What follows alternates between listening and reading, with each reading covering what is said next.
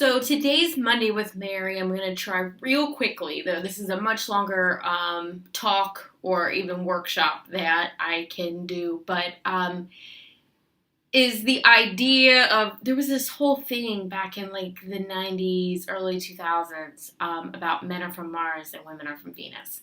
And the reality of the situation is that in my perspective, everything that I've experienced, everything that I've known, men and women aren't really drastically that differently, right? And the reality is they both want really loving and compassionate relationships. They want honesty.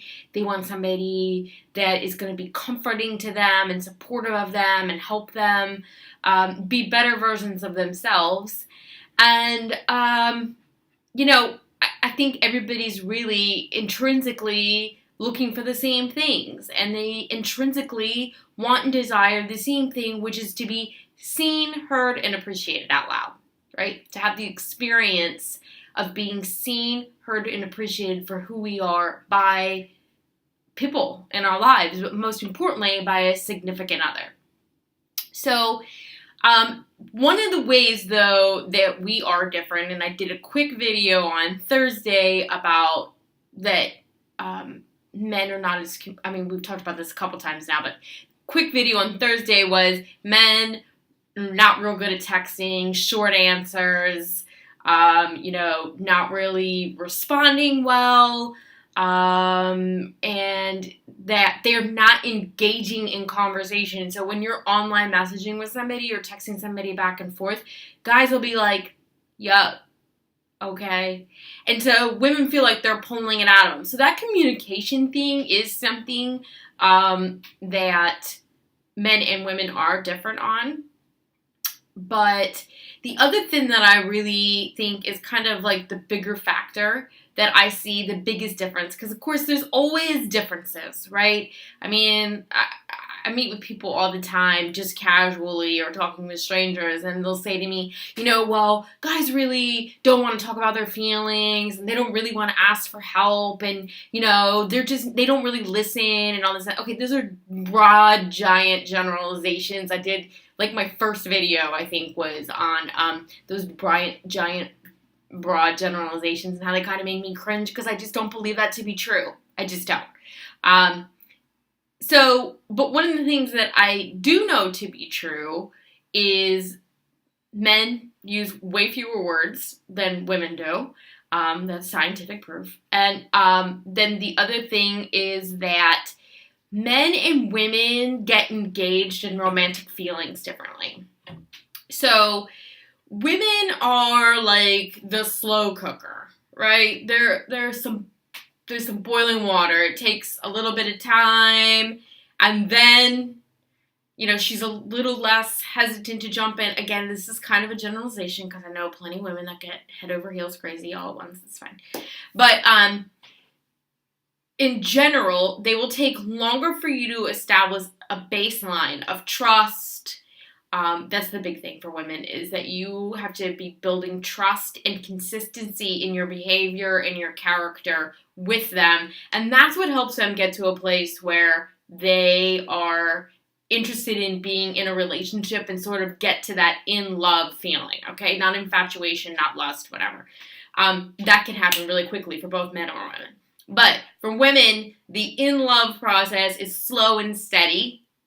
Like I said, and consistency is the key there. Men are different.